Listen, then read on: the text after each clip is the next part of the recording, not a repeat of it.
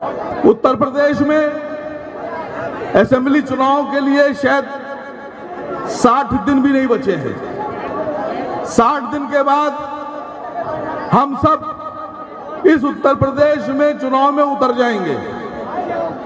आपके विधानसभा में भी मजलिस इत्तेहादुल मुस्लिमीन अपना कैंडिडेट खड़ा करेगी।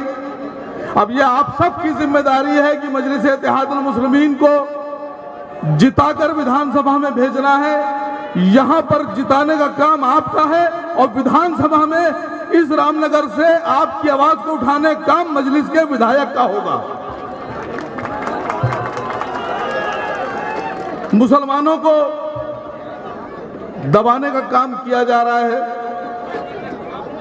इस वक्त जो केंद्र में सरकार है, उत्तर प्रदेश में सरकार है, वो मुसलमानों को चारे की तरह इस्तेमाल करके हिंदू वोटों को लुभाकर हिंदुस्तान में और उत्तर प्रदेश में हुकूमत करना चाहती है। अभी आप लोगों ने सुना होगा कि गुड़गांव का एक मामला सामने आया। गुड़गांव हरियाणा में तमाम मुसलमान दूसरे इलाकों से, शहरों से, स्टेट से आकर नौकरियां करते हैं। वो मुसलमान जुमे के दिन अपनी नमाज अदा करते हैं। हरियाणा में बहुत सी ऐसी मस्जिदें हैं जो वक्फ की हैं और जिनके ऊपर लोगों ने कब्जा कर रखा है, जिन पर सरकार का भी कब्जा है, लेकिन उन मस्जिदों को खोला नहीं जाता। मुसलमानों ने एक पार्क में अपनी जमात बनाकर नमाज पढ़ने का काम शुरू किया। उसके लिए उन्होंने सरकार से परमिशन ली, पुलिस ने उन्हें परमिशन दी और वो सुकून से अपनी नमाज पढ़ रहे थे। लेकिन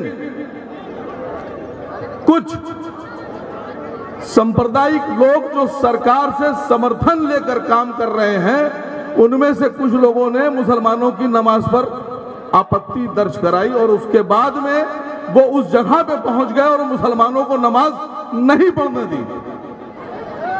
लेकिन आपको एक बात बताना चाहता हूं कि आज मुसलमानों की नमाज को लेकर जो लोग खड़े हो रहे हैं कि नहीं पढ़ने देंगे, इनसे डरने की जरूरत नहीं है। इनकी मानसिकता को पहचानने की जरूरत है। ये वो लोग हैं कि जब हिंदुस्तान में मुसलमान नहीं थे, हिंदुस्तान में मुसलमान नहीं आए थे, उस वक्त ये वो लोग दलित भाइयों को सड़क पर नहीं चलने देते थे। ये वो लोग हैं जो हिंदुस्तान के जो असली नागरिक हमारे दलित भाई हैं, उनको ये खेत में काम कराते थे, अनाज उगाते थे, लेकिन उनको अनाज खाने का हक नहीं देते थे। ये वो लोग हैं जो दलितों को सड़क पर जब चलते थे तो सड़क धोते थे, मंदिर में दलितों को पूजा नहीं करने देते थे, कुएं पर दलितों को पानी नहीं भरने देते थे।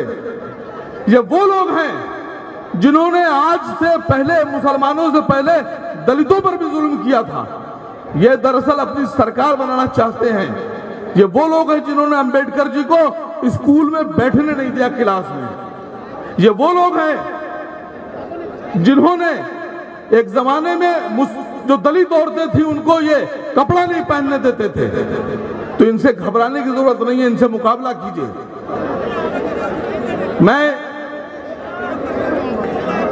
आपके बीच में कुछ लोग ऐसे भी होंगे जो आप लोगों से कहते होंगे कि मजलिस इत्तेहादुल मुस्लिमीन की वजह से बीजेपी जीत जाएगी।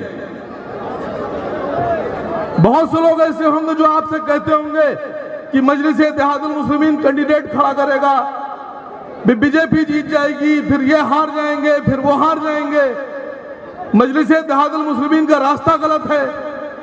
तो मैं आपसे पूछता हूं कि जाकर सवाल कीजिएगा उनसे कि अगर हमारा रास्ता गलत है तो हमें सही रास्ता कौन सा है, ये तुम बताओ। जमहूरियत में जो चुनाव होते हैं यही सही रास्ता है। आज तीर, तलवार और घोड़ों का रास्ता नहीं अपनाया जाता है। आज का रास्ता है कि हम चुनाव में उतरेंगे, अपने कैंडिडेट खड़े करेंगे, उन्हें जिताएंगे और विधानसभा में भेजकर सरकार बनाएंगे। अगर हमारा रास्ता गलत है तो तुम्हारा रास्ता कौन सा है? तुम्हें बताना होगा कि तुम्हारा रास्ता कौन सा है। हम अगर अपने हक की बात करते हैं अपने लोगों की बात करते हैं, अपनी सरकार की बात करते हैं, अपने मुख्यमंत्री की बात करते हैं, अपने डिप्टी सीएम की बात करते हैं, अपने प्रधानमंत्री की बात करते हैं, तो हम बीजेपी के एजेंट कहलाते हैं। लेकिन मैं आप लोगों से पूछ रहा हूं कि आप में से जितने लोग भी यहां दिख रहे हैं, यहां से लेकर इधर तक, क्या आप लोग सरकार बनाना नहीं चाहते अपनी? कितने लोग सरकार बनाना चाहते हैं? कितने लोग ये चाहते हैं कि आपका मुख्यमंत्री बने? अगर आप सब ये चाहते हैं कि सरकार बने आपकी, आप सब ये चाहते हैं कि मुख्यमंत्री बने आपका, तो आपको वोट देना होगा, आपको अपने लोगों को जिताना होगा। जिताएंगे आप? इस बार वोट भी हमारा, सरकार भी हमारी। अभी तक क्या होता था? वोट हमारा, सरकार तुम्हारी। अभी तक क्या करते थे? कैंडिडेट उन्होंने दिया, हमसे वोट लिया, और जब सरकार की बात आई तो खुद मुख्यमंत्री बने, अपने लोगों को बनाया, अपने घर के लोगों को बनाया।